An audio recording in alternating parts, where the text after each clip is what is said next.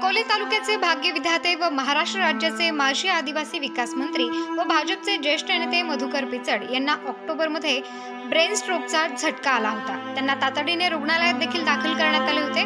मात्र गेल्या काही दिवसांपासून ते आजारी होते आणि आज त्यांच्या निधनाची बातमी समोर आली आहे। माननीय मधुकररावजी पिचड यांचं आज दुःखद निधन झालं। अकोल्यासारख्या दुर्गम भागातून त्यांनी आपला जीवनाचा प्रवास सुरू केला।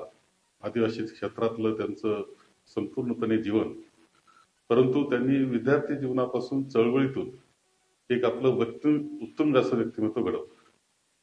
त्यांनी सभापती म्हणून त्यांनी काही काळ काम केलं आणि लवकरच ते अकोला तालुक्याचे आमदार म्हणून विधानसभेत गेले।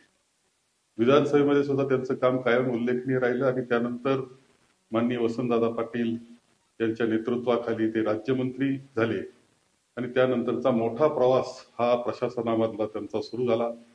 अनेक विभाग मंत्रिपदाच्या कालखंडामध्ये राज्याचे त्यांनी सांभाळले, अत्यंत समर्थपणे सांभाळले। राज्यातील आदिवासींना ताकद देण्याचं काम हे माननीय मधुकररावजी पिचड यांनी अत्यंत समर्थपणे केलं आणि आदिवासींचा नेता म्हणून त्यांचा लौकिक हा झाला। राज्यामध्ये काम करत असतानाच त्यांनी आपला मतदारसंघ अकोले मतदारसंघ हा अत्यंत सुंदर पद्धतीने बांधला। आदिवासी क्षेत्रात आणि इतरही क्षेत्रामध्ये सर्वांना बरोबर घेऊन चालणारं अशा प्रकारचं व्यक्तिमत्व त्यांचं। पाण्याच्या सुविधा, विशेषतः सिंचनाच्या सुविधेमध्ये त्यांनी अकोला तालुक्यामध्ये खूप काम केलं आणि त्याच्यातून येथील शेती फुललेली आम्हाला सगळ्यांना आज दिसते। विशेषतः सहकार क्षेत्रातलं त्यांचं काम, शैक्षणिक क्षेत्रातलं त्यांचं काम हे उल्लेखनीयच आहे। पण सगळ्यात मोठा उल्लेख मी करीन की पिढ्यानपिढ्या प्रलंबित असलेलं निळवंड धरण हे पूर्ण करण्यामध्ये त्यांचं मोठं योगदान राहिलं। प्रकल्पग्रस्तांचं पुनर्वसन करून ते धरण पूर्ण करण्यात आलं आहे।